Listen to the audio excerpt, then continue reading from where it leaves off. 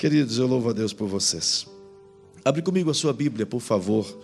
Permita compartilhar convosco uma palavra cujo Espírito Santo colocou em meu coração, que está no livro do profeta Daniel. Livro do profeta Daniel.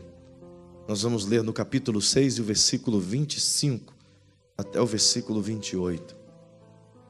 Quero dissecar convosco de maneira breve algumas coisas importantes cujo Espírito do Senhor ensinou-me essa tarde.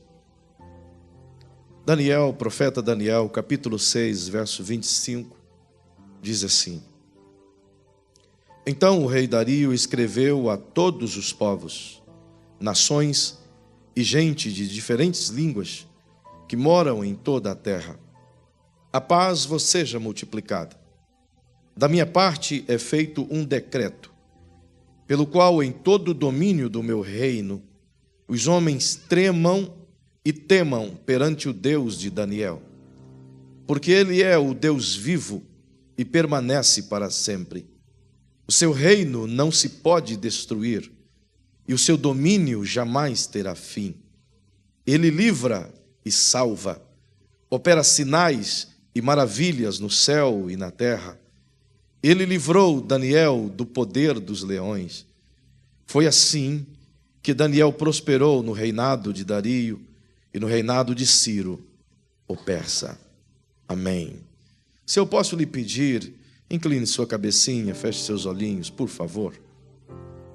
Meu rei querido e paizinho amado, te louvo por estar aqui esta noite mais uma vez com essa igreja tão amada. Te louvo por cada pessoa que está aqui, cada filhinho, cada filhinha, cada um dos seus santos que de uma maneira fiel e despojada de si mesmo veio buscar-te. Agora, Senhor, a tua palavra foi lida e eu gostaria de explaná-la de acordo com aquilo que tens me falado. Todavia, enquanto eu estiver a falar, que o teu Espírito Santo possa nos ensinar e possamos sair daqui guarnecidos pela tua palavra, abastecidos pelo teu querer, e que possamos sim estar prontos para vencermos o que vier, no nome de Jesus. Amém. Queridos, embora esse texto seja extremamente lindo, esse decreto que Dario fez, e que valeu, portanto, para toda a extensão do seu governo naquele período, e era uma extensão muitíssimamente grande, é uma passagem histórica extraordinariamente linda, mas ela não tem o seu começo exatamente aqui no capítulo 6. Aqui é o desfecho de uma cena dramática e também bonita que passou na vida de Daniel. Entretanto, ele tem um início muito além e muito atrás desse momento aqui. O desfecho dessa história que se vê aqui hoje na vida do profeta Daniel começou há centenas de anos antes dessa cena. E você pode encontrar esse início justamente no livro de Levítico, no qual estamos vendo pela manhã, na escola bíblica dominical, os cultos, a forma de culto e adoração no livro de Levítico. E é exatamente nesse livro, Levítico, no capítulo 26, a partir do versículo 14, que começa o desenrolar dessa história. Justamente porque nos versículos anteriores, até o versículo 13, é a narrativa do que Deus disse a Moisés acerca da aliança que ele estabelece com os israelitas, uma vez que os tirou da terra do cativeiro, a saber, o Egito. E dentro dessa ideia, o Senhor propõe a eles termos de uma aliança, uma vez que eles desprezaram a graça do divino, no capítulo 19 e o versículo 8 do livro de Êxodo. E depois desse desprezar, Deus coloca-lhes a lei no capítulo 19, e eles, portanto, passam a conviver e viver debaixo dessa lei. E Deus agora reitera a sua aliança com os filhos de Israel, dando-lhes termos, mostrando-lhes exatamente como devem fazer e o que receberiam se vivessem de acordo com a palavra do divino. É uma palavra tão bonita, ele promete coisas extraordinárias, ele promete uma centena de bênçãos sem fim na vida destes, a partir simplesmente do ato de se aliançar e se manter fiel à aliança com Deus. Mas do versículo 14, do capítulo 26 de Levítico em diante, ele expõe quais seriam os perigos, os riscos dessa quebra de aliança. E entre essa quebra de aliança, os versículos seguintes do capítulo 14 marcam e mostram que à medida que Israel se desviar do Senhor e quebrasse a aliança com ele, ele permitiria, portanto, que as doenças e as coisas que cercam o ser humano viesse com tal volúpia sobre as pessoas israelitas, e eles sofreriam por conta desse castigo. Além disso, ele disse que abriria as fronteiras, tiraria, portanto, suas mãos protetoras e abriria o caminho para os inimigos de Israel. E eles seriam subjugados pelos seus inimigos, e estes comeriam também as suas sementes, suas colheitas e suas casas, deixariam ao pó da terra. Essa fala de Deus, em uma forma de sentença, mediante a quebra de uma aliança, ao longo de tantos séculos, não fora observada por eles. Ao contrário, eles desprezaram aquilo que Deus falou por pelo menos 540 anos, e desprezando tudo isso, Deus vem usando profetas e mais meios, para trazer o povo israelita de volta aos seus braços. Mas isso não aconteceu.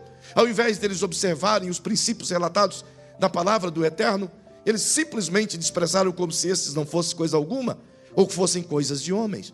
Até que chega um tempo onde a iniquidade, o perigo do pecado, é tão iminente, tão tranquilo na vida das pessoas, que elas não se importam em pecar. Fazem parte da iniquidade diariamente, e a iniquidade fazem parte também do contínuo viver de suas famílias, de modo que a partir disso, a sentença dada começa a ser executada.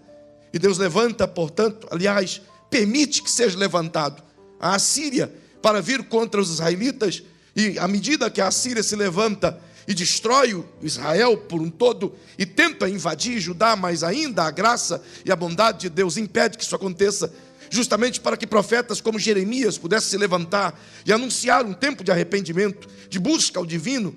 E mesmo isso acontecendo, eles não ouviram, não quiseram ouvir Jeremias, nem Joel, nem Oséias, nem tantos outros profetas que passaram chamando o povo ao arrependimento, vislumbrando, portanto, o que aconteceu com os israelitas, a tribo do norte.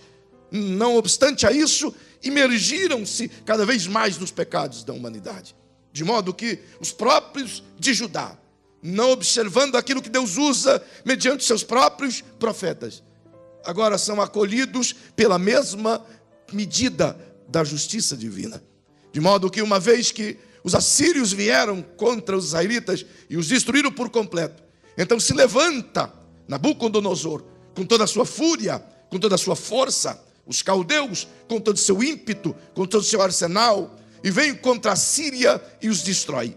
E destruindo a Síria em 618, desce até 612 em marchas contínuas, até chegar em Jerusalém, e cercam a cidade, e militante contra ela durante longo tempo, até que no ano 605 a.C., invadiram Judá, destruiu Jerusalém por completo, levaram seu rei cativo e levaram pessoas cativas até Babilônia, fazendo com que a cidade fosse subjugada. Nabucodonosor, no ano 605, levou consigo não somente homens, mas levou também artifícios, as pratarias, os copos, os talheres, as coisas de ouro que eram utilizadas no templo, levaram para cultuar ao seu deus Bel, de modo que levaram consigo 900 e poucos jovens que foram cativos para a Babilônia.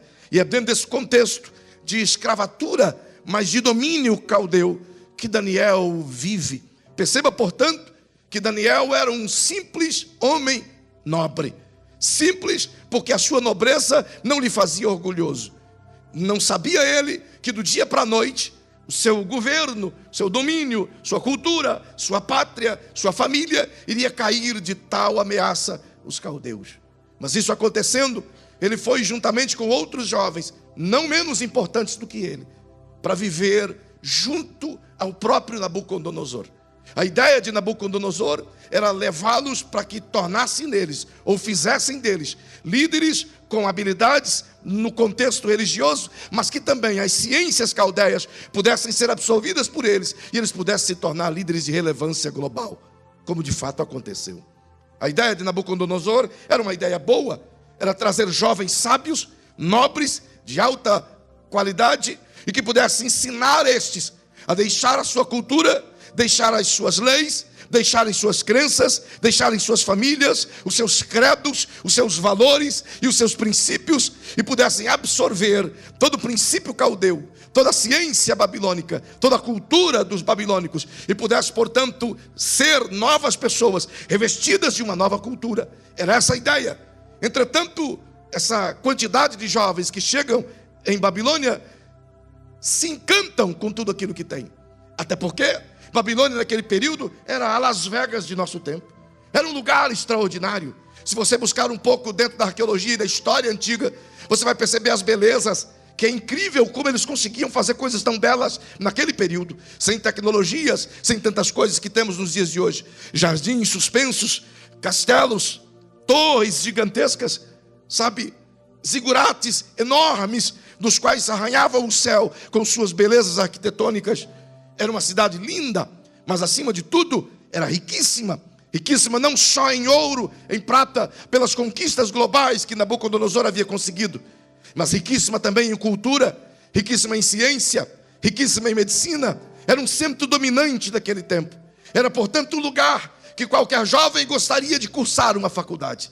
Era como, por exemplo, sair do interior, ir para a melhor universidade do mundo e se estabelecer lá, para se formar em grau altíssimo, em um nível extraordinário. Entretanto, isso pode até ter agradado muitos daqueles que foram levados, embora uma grande parte sentia dentro do seu coração a tristeza por terem sido tirados de suas terras, roubados de seus ambientes, surrupiados de seu habitat familiar, onde perderam não somente aquilo que já vos disse, mas perderam acima de tudo a referência de culto no qual tinha com seu templo. Perceba que esses jovens, uma vez que estavam lá, foram embebedados pelas coisas boas que havia em Babilônia, exceto 4 desses 900 e poucos jovens. 4 deles, segundo a Bíblia, no capítulo 1 do livro de Daniel, se recusaram a viver e a receber o mesmo conteúdo que todos receberiam. O conteúdo que digo não é apenas o conteúdo filosófico ou catedrático que eles receberiam, mas também todo o conteúdo de formação pessoal, a desconstrução na qual eles foram submetidos. Perceba que Daniel e seus 3 amigos fizeram um acordo entre si e disseram: não vamos nos contaminar com as comidas boas, com os manjares, com os vinhos, com as coisas que vêm da mesa do rei, pois todas essas comidas eram consagradas ao deus Bel e às outras divindades que havia em Babilônia. E eles disseram: não podemos viver de tal modo. E fizeram um acordo com o eunuco que cuidaria deles e disse: nós queremos comer apenas legumes que venham direto do campo. E o eunuco disse: como posso fazer isso? Vocês ficarão subnutridos, ficarão feios, suas peles ficarão enrugadas, vocês não se tornarão príncipes como os caldeus, e o rei me punirá por causa disso. Então eles disseram: deixe isso conosco, nós cuidamos de tudo isso, e lhe garanto que em tal período, se nós não estivermos tão bom quanto os outros, ou melhor, então nos submetemos à sua vontade. E eles passaram a ter não apenas um regime alimentar diferenciado, mas mantiveram a sua esperança e a sua crença em Deus, mesmo num ambiente diferente daquilo que eles foram gerados. De modo que o tempo passa e esses 4 homens se tornaram melhores, mais sábios, com mais saúde, mais belos, mais bem educados, e se destacaram entre toda aquela pleiade de estudantes que estavam em Babilônia como cativos, mas sendo escravos de uma forma elegante. Perceba que isso chamou a atenção das pessoas. Eles se destacaram pela sua capacidade de servir, pela sua inteligência, pela sua sabedoria. Mas isso é fato, não era simplesmente valores humanos que eles possuíam, era aquilo que eles faziam enquanto que humanos dentro de Babilônia. Esses caras possuíam algumas virtudes, e o que mais se destacava nessas virtudes de maneira clássica, não que você não as encontre nos outros 3, que eram pelos caldeus chamados de Sadraque, Mesaque e Abednego. Ao contrário, todos eles possuíam essas virtudes, mas como o livro é escrito por Daniel, ele é quem esboça uma quantidade enorme dessas virtudes. E eu percebo que ele fez a diferença, ou eles se tornaram pessoas diferentes, relevantes dentro de um conteúdo completamente oposto ao que viviam, por estas virtudes que eram sobressalentes. Eles sabiam quem eles eram. Eles tinham uma firme convicção de suas identidades. Eles sabiam quais eram suas origens.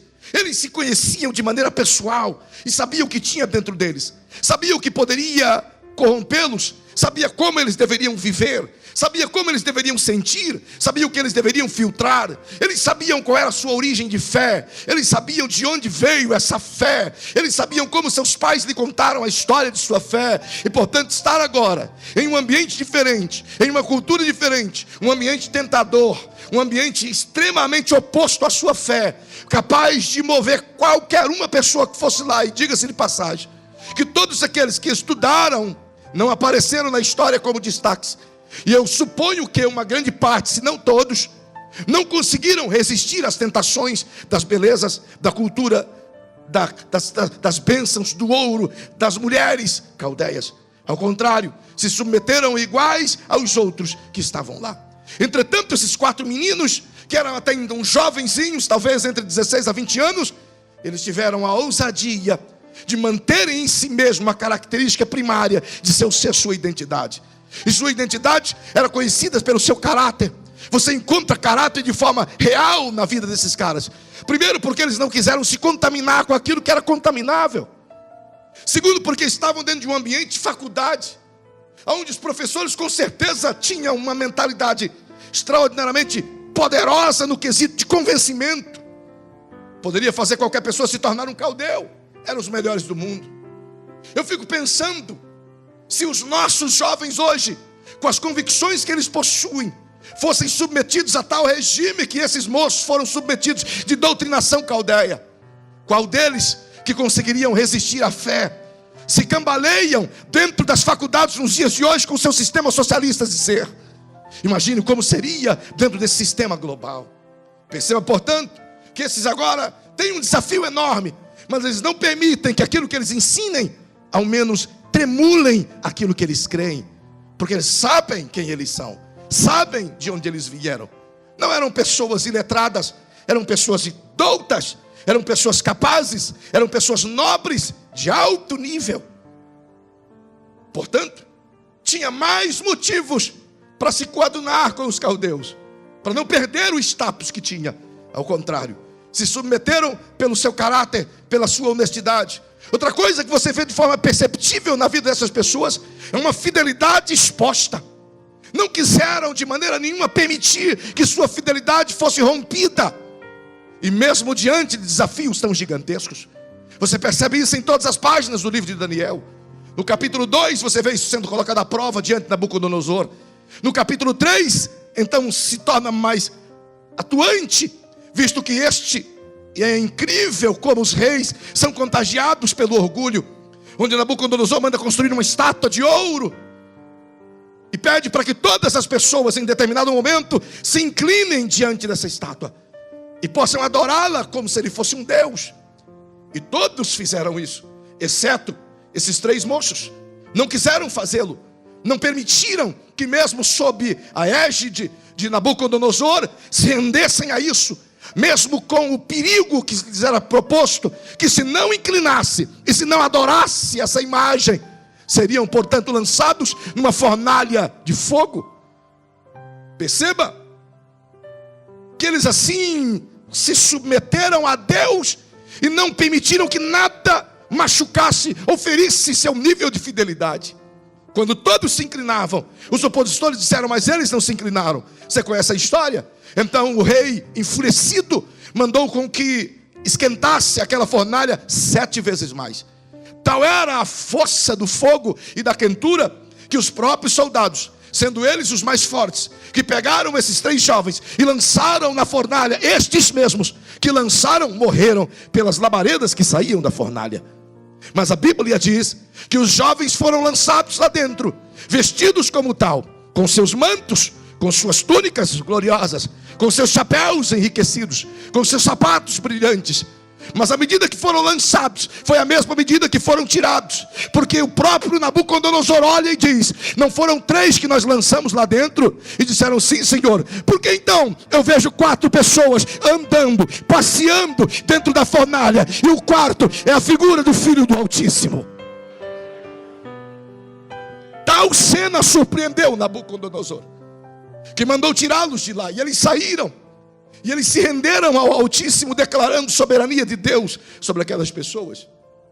Perceba que a fidelidade dele é exposta. Eles estão de maneira clara sendo copiados, observados. Estão dentro de um ambiente hostil e diferente. Mas o ambiente, em momento algum, os mudou. os configurou, os levou a pensar diferente, porque eles sabiam que não é o ambiente que deve mudar as pessoas, mas as pessoas é que devem contagiar para mudar o ambiente. Eles sabiam disso, que eles tinham unção suficiente para que toda a Babilônia pudesse olhar para eles e não ver apenas 3 jovens judeus, mas ver 3 jovens cheios do Filho de Deus, possuidores da unção do Altíssimo, e que fizeram sim mudar aquele lugar. Sabiam quem eles eram.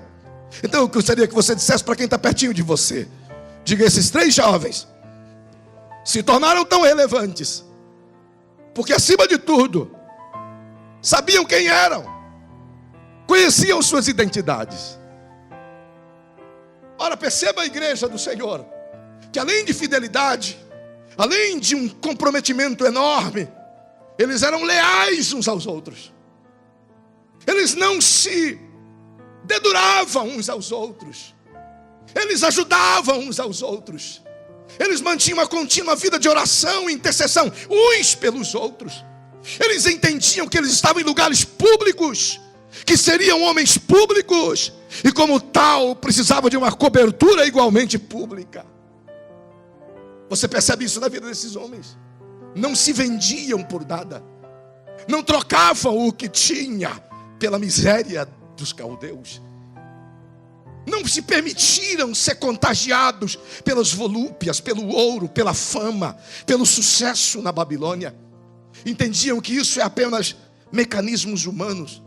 Mas você percebe que esses moços ainda possuíam outra virtude, e que os mantiveram fiéis, inteiramente íntegros, diante de um lugar tão contagioso. Diga para quem está ao seu lado: o que mais encontramos nesses moços é uma vida de verdade e transparência. É tão fato que ninguém conseguiu acusá-los de qualquer coisa, porque sua verdade era nítida, sua vida era transparente, a tal ponto de Daniel ser acusado de desobedecer às ordens do rei simplesmente porque orava. Isso me leva a um outro ponto de vida destes, cheios de relacionamento com o divino, capazes de manter uma vida intrínseca de oração e contínua busca ao Senhor. Eles saíram da Judeia como meninos fiéis, comprometidos, leais, íntegros, cheios de caráter, retos, e que oravam. Eles não se tornaram crentes quando chegaram na Babilônia. Eles eram crentes e foram para a Babilônia como crentes. Não esperaram a crise chegar para buscarem a Deus. Eles eram nobres, mas buscavam a Deus na nobreza. Então escapa a desculpa de que é preciso uma crise para buscar a Deus.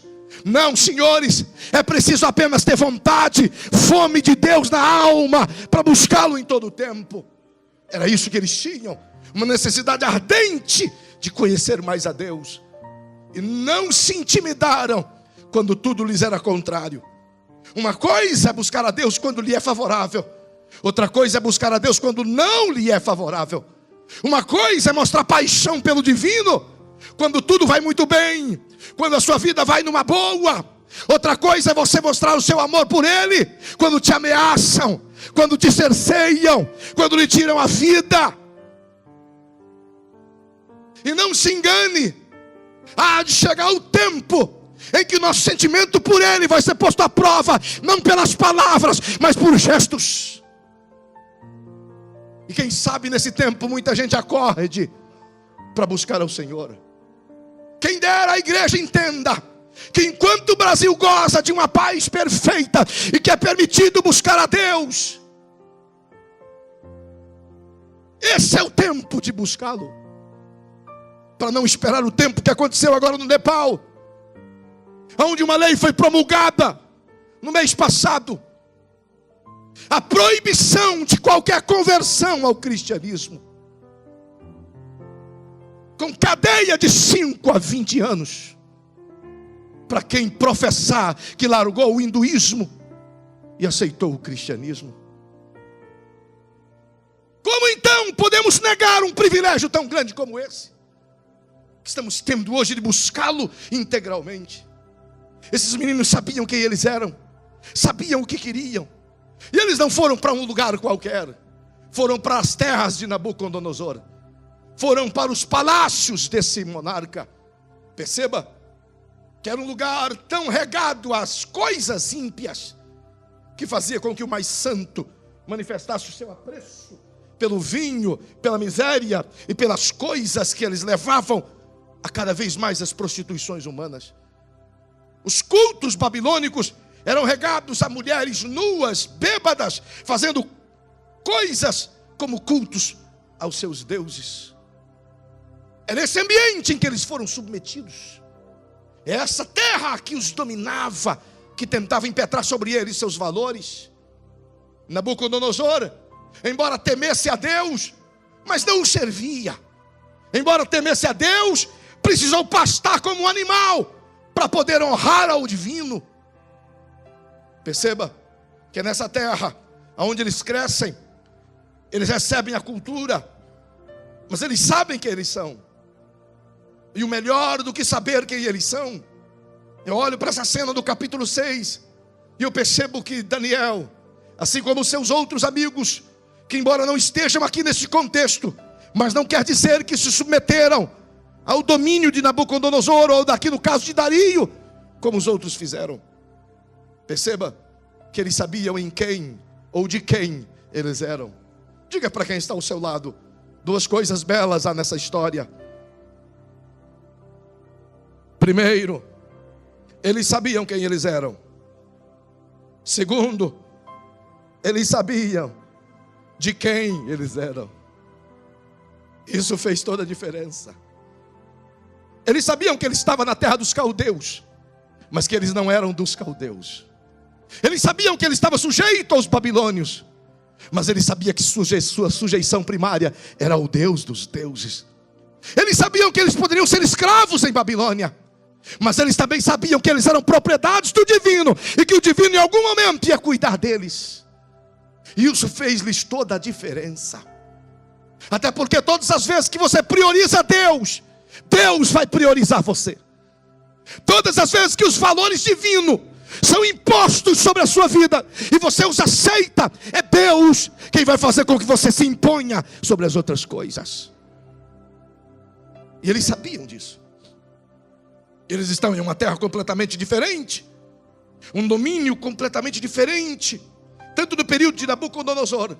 Você perceba que os levou à fornalha foi porque alguns dos governadores chegaram: ó rei, vive para sempre, faz uma estátua de ouro para ti, e faz com que todos se inclinem a ela, porque eles sabiam que esses meninos não iriam se inclinar e adorar outro Deus. Então Nabucodonosor foi pego pelo orgulho. Vem agora um segundo monarca, Beltesazar, que faz uma festa gigantesca no seu palácio. Então alguém, para bajular o rei, diz: quer saber, vamos deixar a festa mais animada? Vamos pegar os utensílios do templo que teu pai Nabucodonosor trouxe de Jerusalém, e vamos nos embebedar com as peças do templo. Então fizeram aquela orgia no palácio. Enquanto estavam embriagados, tomados pela volúpia da carne, o orgulho lhes sobe a alma, movidos por aqueles que os cercavam, exceto aqueles que sabiam de quem eram. Então, sem palavras, sem avisos, uma mão e um dedo sai do nada e escreve na parede do palácio de Nabucodonosor, que agora pertence a Beltesazar: Mene, Mene, Tekel, Ufarsim, pesado foste na balança e foste achado em falta. Naquela mesma noite, um terceiro monarca, Dario, o medo, ele invade Babilônia e consegue, sem derramamento de sangue, dominar aquele império, e passa, portanto, a governar sobre todos que estão lá. E dentro desse governo, submetido a ele, está Daniel e está os seus 3 companheiros. É nesse contexto que você olha para a história. Daniel já tem 80 anos de idade. Ele já viveu pelo menos 60 anos aqui. Mas o que eu acho lindo é que nessa narrativa do capítulo 6, O versículo 3 e 4 diz que os homens intentaram algo grande, porque o rei tomou uma ideia bonita, Dario, e disse: eu preciso organizar o meu reino, e eu vou dividi-lo em 120 estados, e vou colocar 120 presidentes, prefeitos e sátrapas, e vou eleger 3 pessoas sobre 120. E colocou Daniel na frente dos outros 2, sendo o principal de 3. Portanto, dentro da hierarquia, primeiro era Nabucodonosor, segundo era Daniel, terceiro eram os outros 2 líderes, e depois 120 governadores. Mas esses caras são movidos por 2 ferramentas diabólicas. Diga para quem está ao seu lado: em todo tempo, em todo momento, o diabo vai usar 2 ferramentas contra os ungidos do Senhor. A primeira é o ciúme. A segunda é a inveja. Por causa dessas 2 ferramentas, reinos caem, casamentos são derrubados, impérios são perdidos, partidas são trocadas, famílias são destruídas, governos são destroçados. Tudo por causa da inveja e do ciúme. Eles olhavam para Daniel naquela posição, um senhor de idade, e invejavam-no, e enciumaram-se dele. Então entenderam que precisava fazer alguma coisa contra ele. Mas fazer o quê? Buscaram nele. Diz a Bíblia que Daniel, dito pelo próprio Dario, há nele um espírito excelente. Significa que tudo que Daniel ia fazer era com excelência. Tudo que ele queria fazer era como se fosse para Deus. Por isso era perfeito. E eles olham para ele e dizem: como vamos pegá-lo? Não há defeitos, não há falhas, não tem como acionar a Lava Jato nele, porque ele não tem falhas. Como vamos pegá-lo? Como vamos arquitetar algo contra ele? É lindo esse verso, porque eles mesmos disseram: não há nada que possamos incriminá-lo. Aleluia. Olhe para quem está pertinho de você. Diga: o que espera o Espírito Santo é que essa nação corrupta, que essa cidade corrupta, olhe para mim e olhe para ti, e veja a luz de Deus em nossa vida, e possa dizer de nós: não há nada que podemos falar contra eles. É possível, deve ser possível, tem que ser possível. Eles têm que achar homens e mulheres de Deus nessa nação. Tem que encontrar pessoas de caráter, de hombridade, de fidelidade, de lealdade. Temos que encontrar gente que não quebra alianças, que não rompe, que não foge à luta, que teme a Deus. É preciso encontrar, porque um homem pode mudar uma nação. Imagine uma igreja, imagine uma cidade. Então chacoalhe quem está pertinho de você e diga: você é essa pessoa. Se você não acredita nisso, quem é que vai acreditar? Se você não consegue olhar para você mesmo e ver que tem de Deus algo para mudar o mundo, quem vai acreditar? Não podemos nos submeter aos domínios caldeus, porque não estamos na Babilônia para nos tornar babilônios. Estamos na Babilônia para tornar babilônios crentes. Não estamos no mundo para caminharmos como o mundo, estamos no mundo para fazer o mundo caminharmos como nós. Não podemos imitá-los, eles que têm que nos imitar. Não podemos andar com os pés do diabo. Não fomos comprados pelo sangue do Cordeiro para sermos manchados pela corrupção. Que o Espírito do Senhor brade nesta nação. E levante uma igreja santa, comprometida, que leva a sério o evangelho. Olharam para este e disseram: o que vamos fazer? No que vamos pegá-los? Um outro disse: o único jeito é fazer uma armadilha dentro da sua fé. Coloque a mão no ombro de quem está perto de você e diga: o diabo sempre vai usar os invejosos e os ciumentos para tentar te promover uma armadilha. Vigia. Dia e noite. Você não tem percebido, mas dia e noite, armadilhas e mais armadilhas o inimigo de nossas almas tem armado no nosso caminho. O que tem nos ajudado é que mesmo sem trompete, mesmo sem luzes, mesmo sem barulho, na sua própria solidão, mas por amor, o Espírito Santo vai à frente, limpando o caminho tortuoso, tirando as pedras, aplanando a estrada, para que não tropecemos em pedra alguma, porque Ele quer usar você.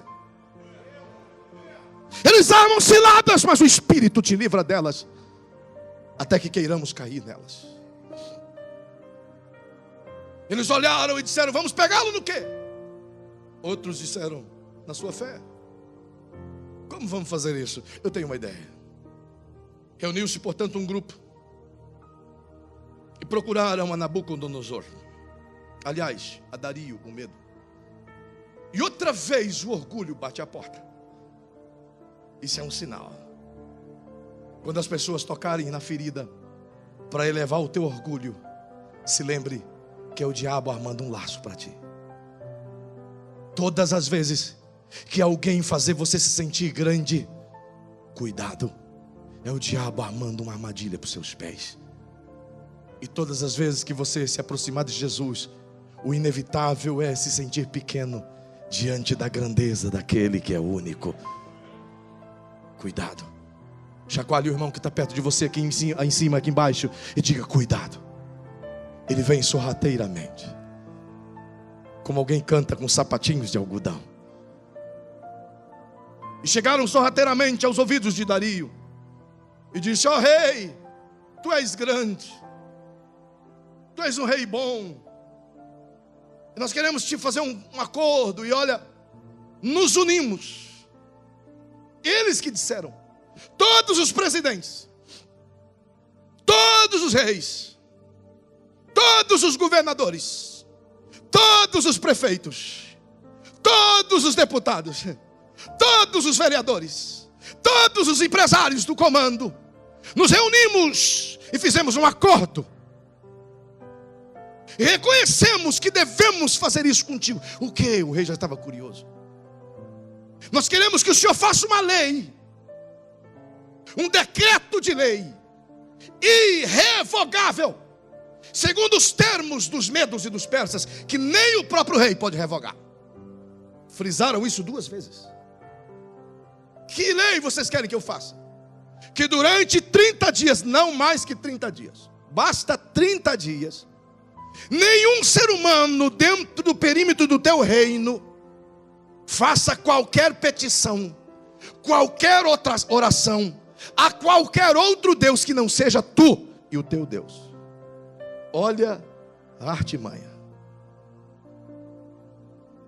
Acordo comum. Agora chacoalhe o ombro de quem está ao seu lado e diga: se a igreja não se unir, diga: se você não se unir conosco para enfrentar as trevas, esteja certo, as trevas estão unidas para enfrentar você. Enquanto a gente se degladia, cada um no seu cantinho, flagelados, as trevas se unem e formam um grande exército para derrotar. O que Daniel tem agora é uma das coisas mais difíceis para si, porque ele não veio para a Babilônia e se tornou crente.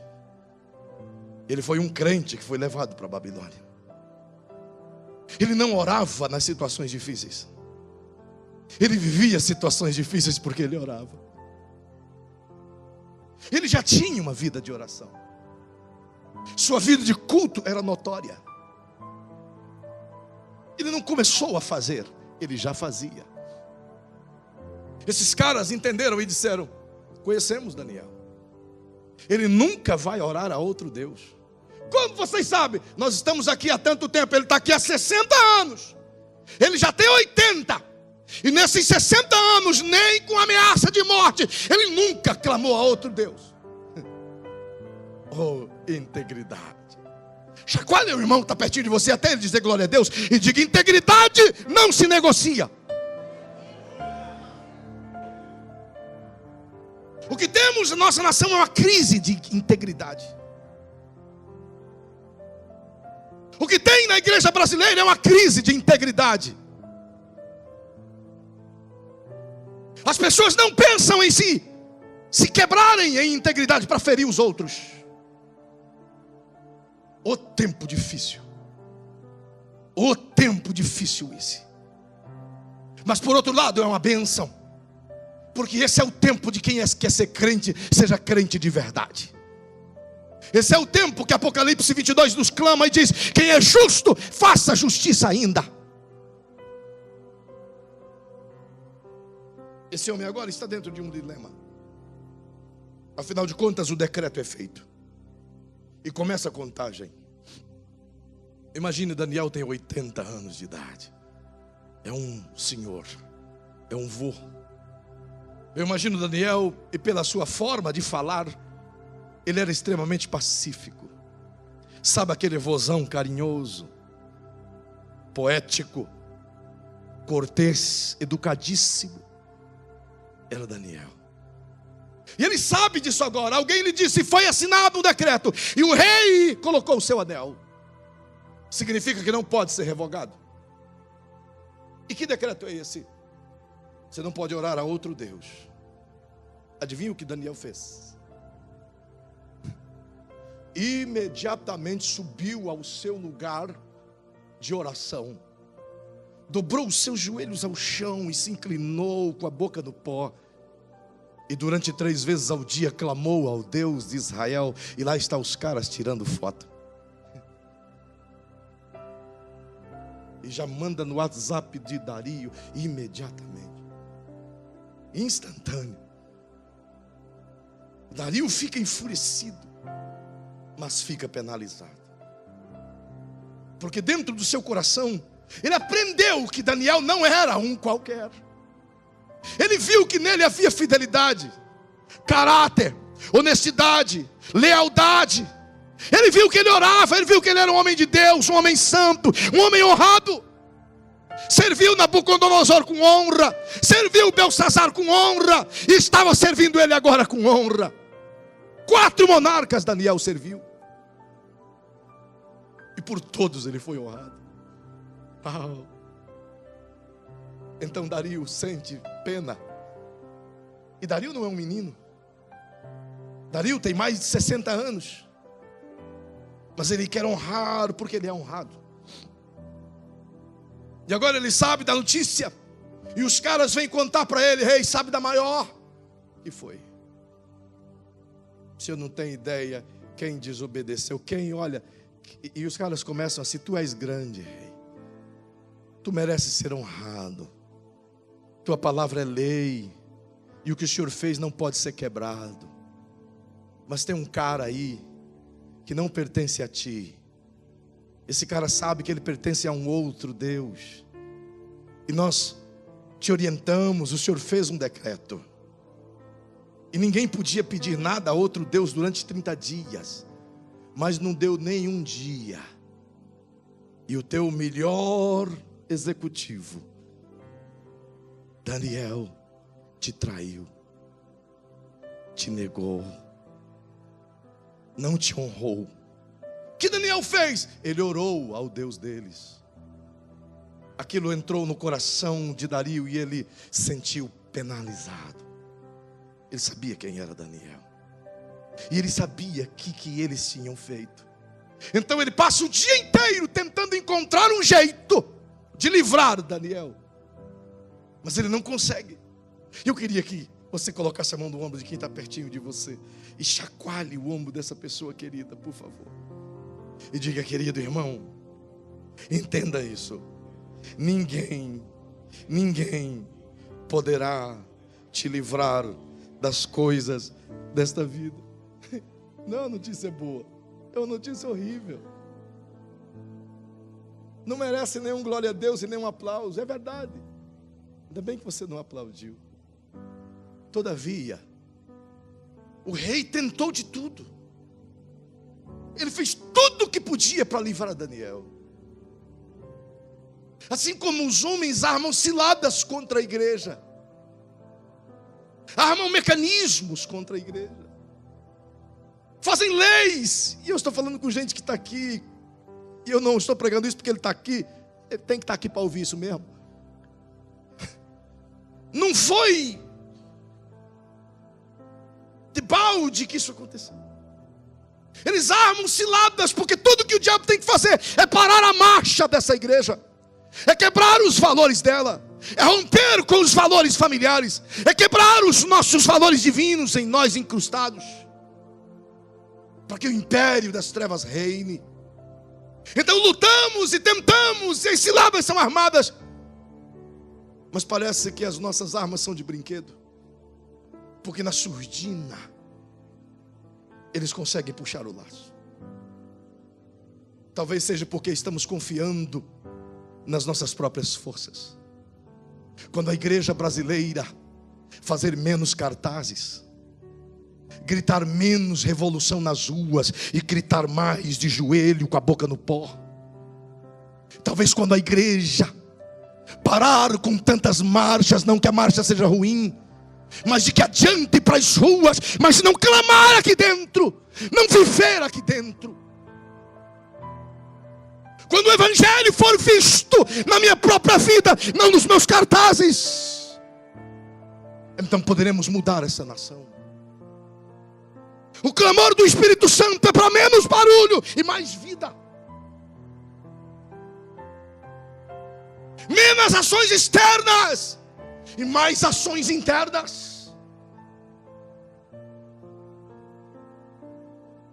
O que o Espírito Santo quer é uma igreja que viva o que prega e prega o que viva. Como é difícil dar glória a Deus numa noite como essa, não é não? Olha aí para o irmão que está pertinho de você e diga: não dá para chorar hoje não?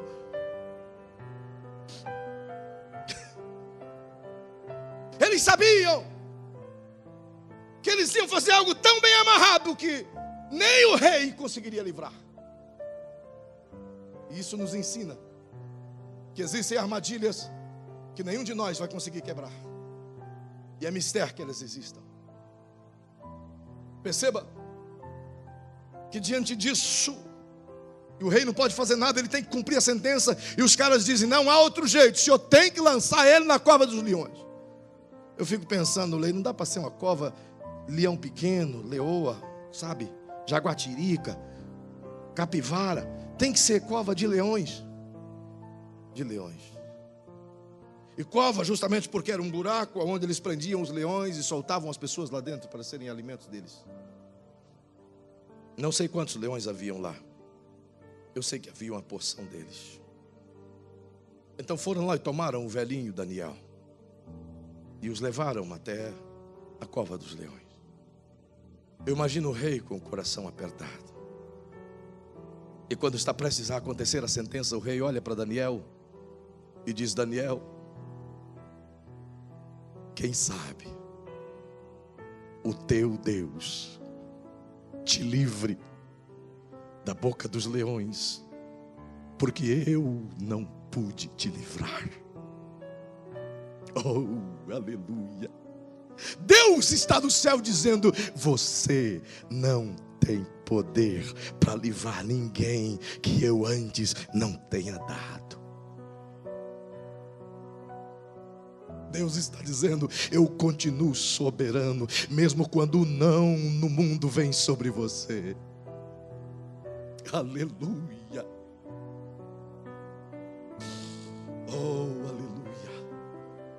Penalizado, ele teve que lançar Daniel na cova. E a Bíblia diz que colocaram uma grande pedra, então pegaram cera e selaram aquela pedra, e o rei foi com seu anel e selou de maneira que se torne inquebrável. Ninguém pode livrar Daniel.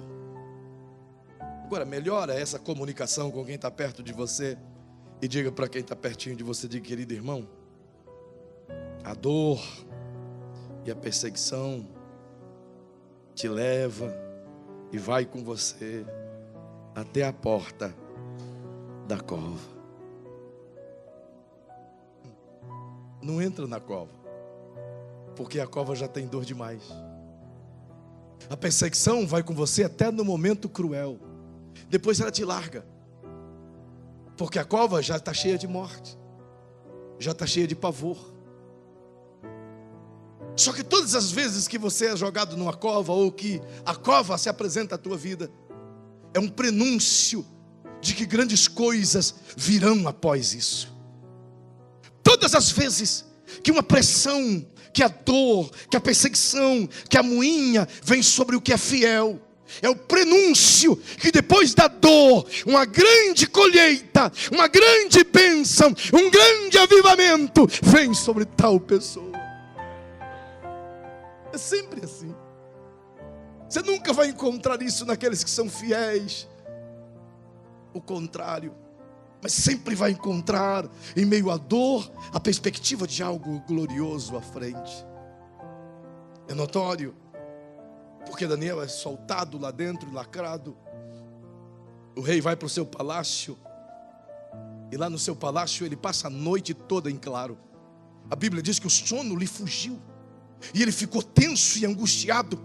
Os músicos vieram cantar para ele, ele estava tão entristecido que ele disse: não, eu não quero canção. Mas é interessante, isso aqui é paradoxal. O palácio do rei, que tinha tudo, ele não conseguia dormir, e a tristeza dominava o seu ambiente. Mas a cova dos leões, que não tinha nada, tinha morte, se tornou num ambiente de paz e de festa.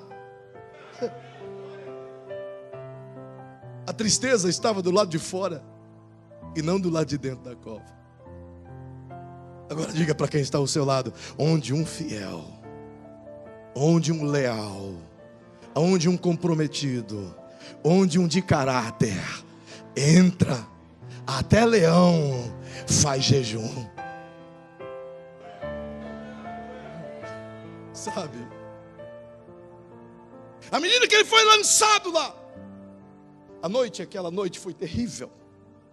Quando o sol nasce nas primeiras horas do dia, a Bíblia diz que o rei saiu apressado e foi até a cova dos leões. E quando chega diante da cova dos leões com seus assessores, a Bíblia diz, e ele com uma voz de angústia, depois você lê o texto, com uma voz de angústia disse: Daniel, será que o teu Deus te livrou da boca dos leões? Lá de dentro, eu imagino o silêncio que se faz. O coração dele está lá de dentro, ouve-se um grito: ó rei, vive para sempre. O meu Deus enviou um anjo e fechou a boca dos leões.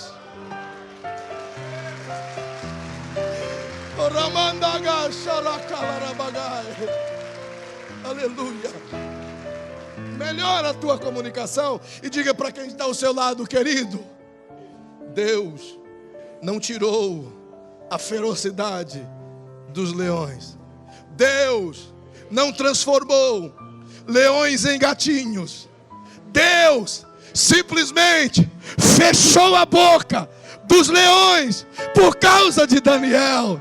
Então, querido, saiba disso. Ele vai fazer isso e muito mais se formos fiéis. Quando o teu adversário rugir, Deus.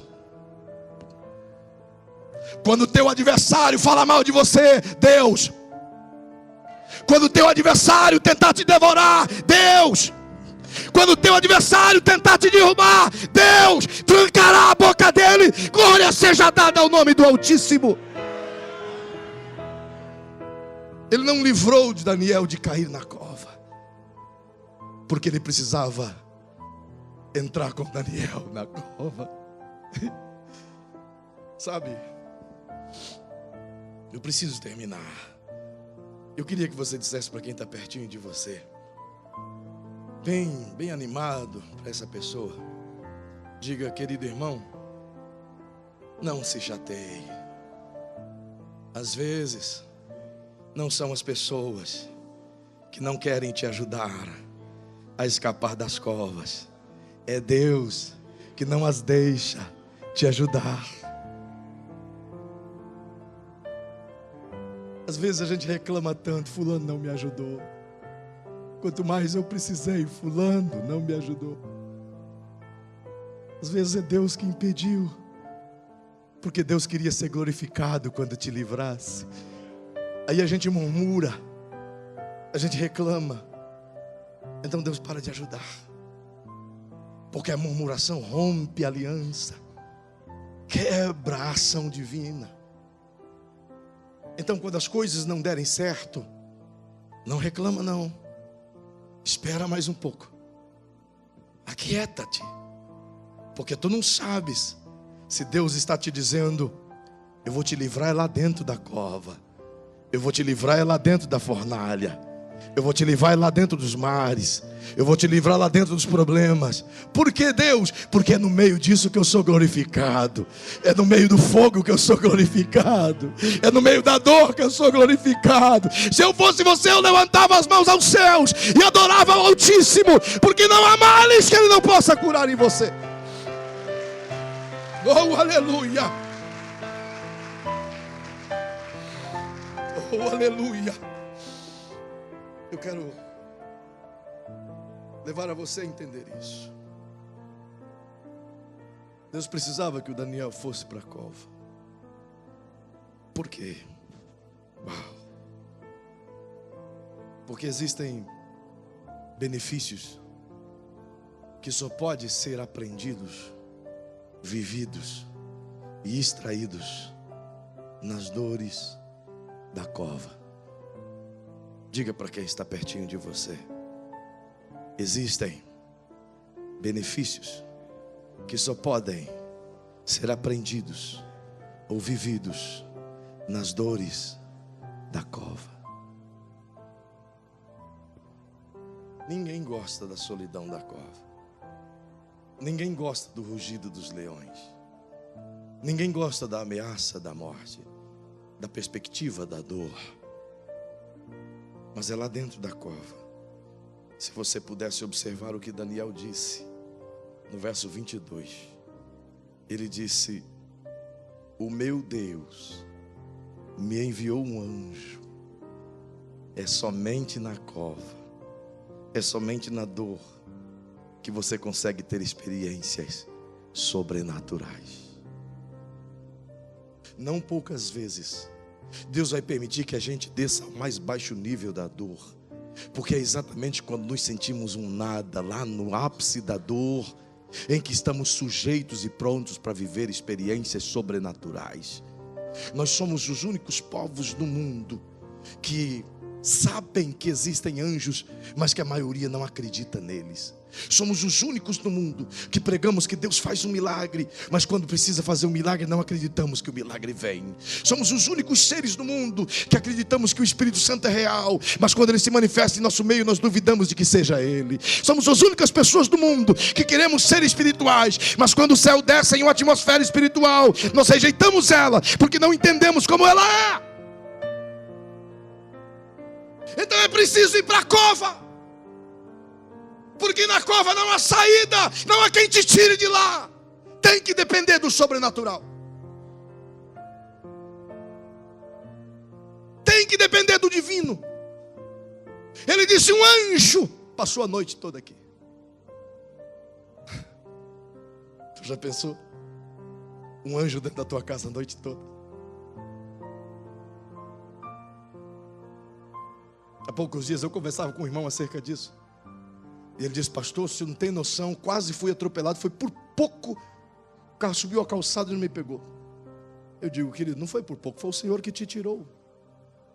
O anjo do Senhor acampa ao teu redor e disse: pastor, isso não funciona conosco, não mais. Eu digo: até quando, incrédulo?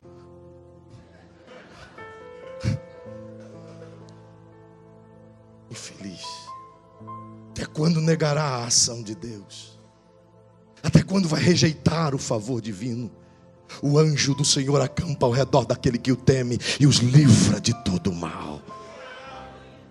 Você não pode ver, e talvez nem queira ver, mas se você pudesse e quisesse, o Espírito Santo abriria os seus olhos e lhe mostraria o que está aqui em cima de nós. Uma porção de anjos cultuando ao divino e guardando as nossas vidas dos ataques do maligno que está aí fora.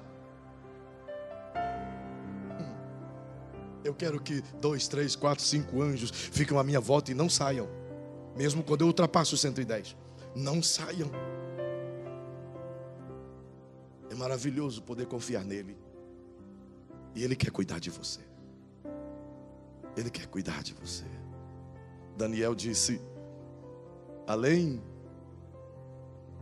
de ele enviar um anjo, ele fechou a boca dos leões e me livrou da morte.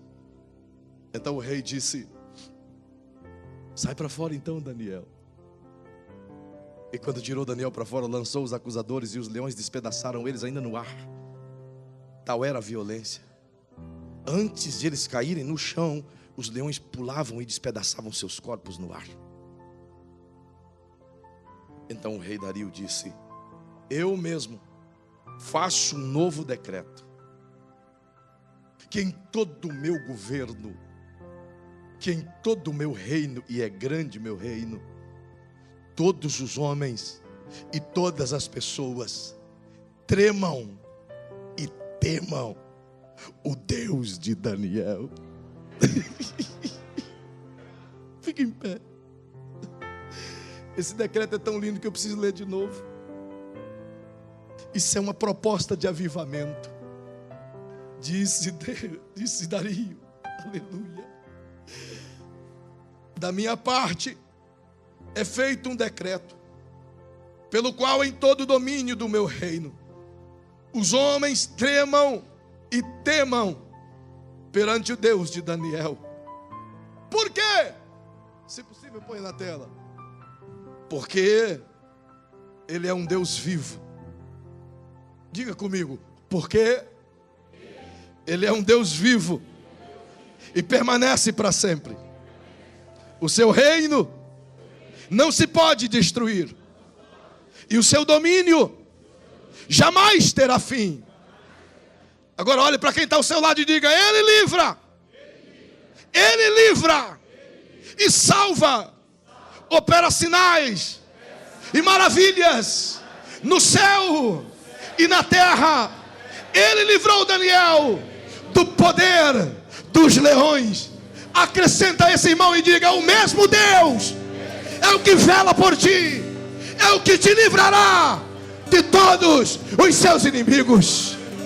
É o mesmo Deus, é o mesmo Deus, é o mesmo inigualável Deus, é o mesmo inigualável Deus, Deus divino inigualável. Isso só aconteceu. Estenda sua mãozinha assim comigo, feche-a e diga assim: isso só aconteceu porque Daniel sabia quem ele era, sabia de quem ele era. Agora diga bem forte: e sabia o que Deus era para si.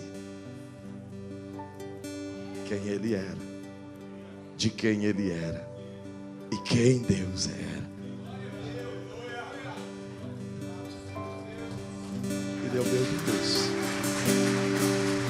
Quem você é? De quem você é? Se você é de Deus, é Ele que cuida de ti, é Ele que cuida de todas as coisas. Daniel conseguiu em uma terra estranha ser diferente. Ele conseguiu em uma terra estranha marcar para sempre aquela nação. Sua vida foi um exemplo para todos nós. E a esperança é que todos nós possamos seguir o seu exemplo. Talvez hoje seja exatamente o momento em que Deus está olhando para ti e está dizendo: eu quero você exatamente naquele lugar que você está, naquela cova de leões, porque é lá que o meu anjo vai atuar, que o meu milagre vai acontecer, que a minha bênção vai manifestar. Deus está falando com alguém aqui esta noite. Um avivamento veio da cova, da dor de Daniel. Um avivamento irrompeu-se sobre os caldeus. Eu quero terminar isso com um sentimento profético. Tem uma canção antiga e eu vou surpreender vocês agora. E essa canção diz assim: a tua palavra escondi. Faça como fez Daniel. Guardada no meu coração. Você vai andar no meio dos caldeus. Pra eu não pecar com Só com a palavra aí dentro você pode viver. a tua palavra escondi. E as vestes do sangue lavei. Cante. E nas tuas águas bebi, pra ser uma oferta agradável a ti. Na vida a ti consagrei. Bem forte.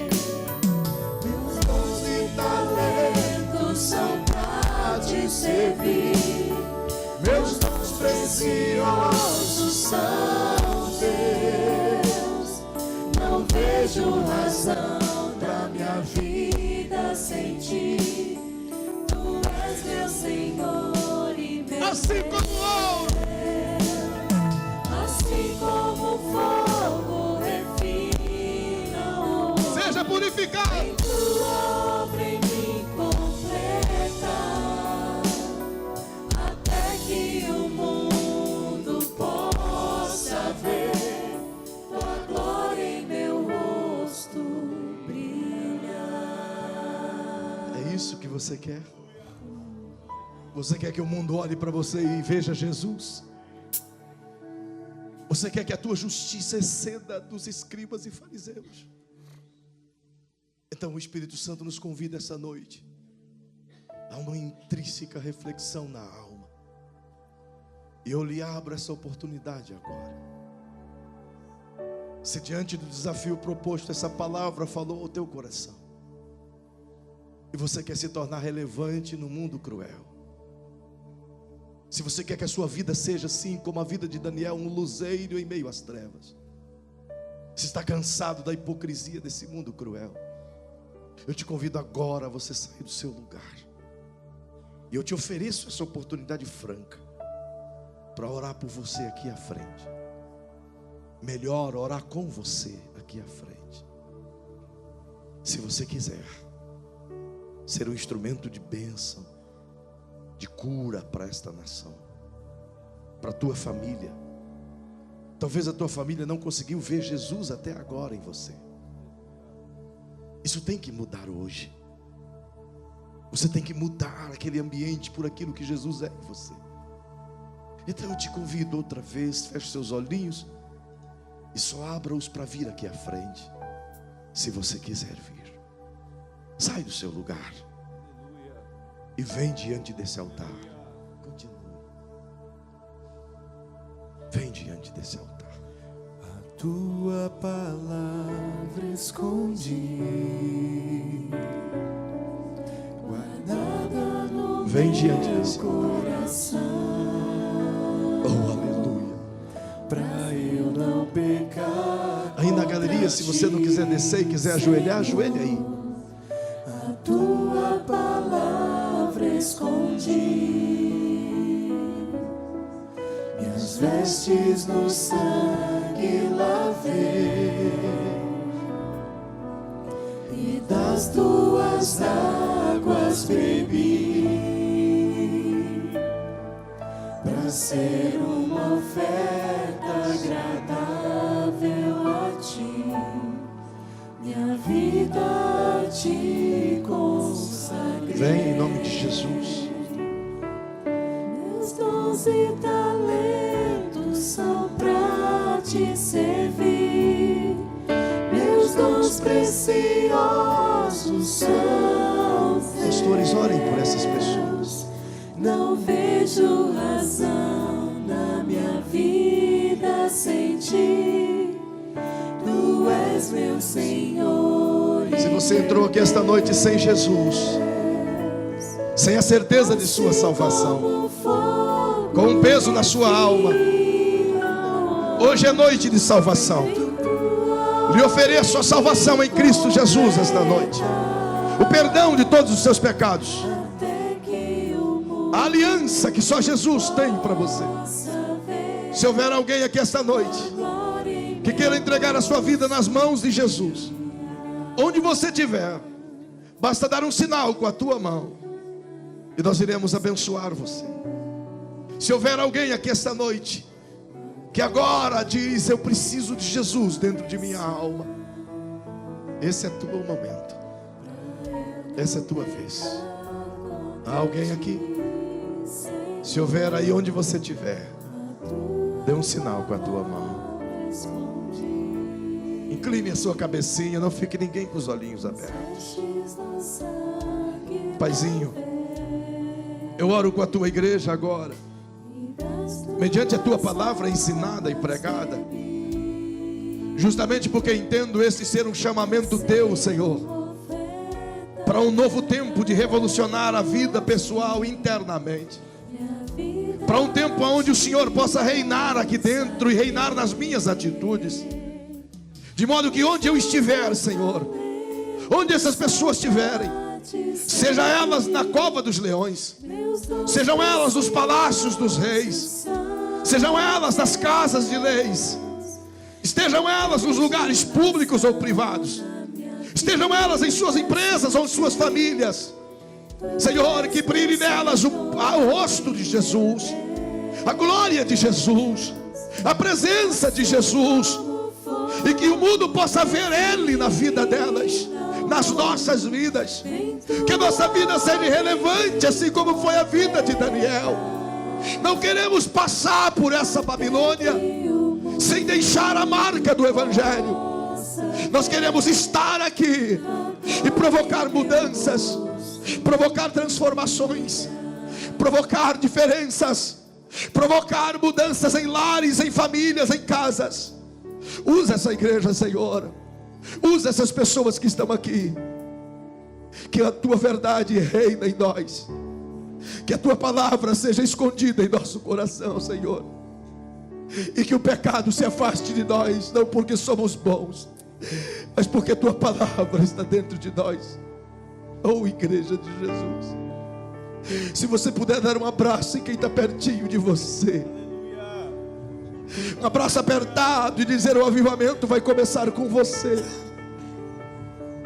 O avivamento vai começar com você aí na igreja. Dá um abraço bem apertado em quem puder. Louve, filho, e diga: o avivamento vai começar com você.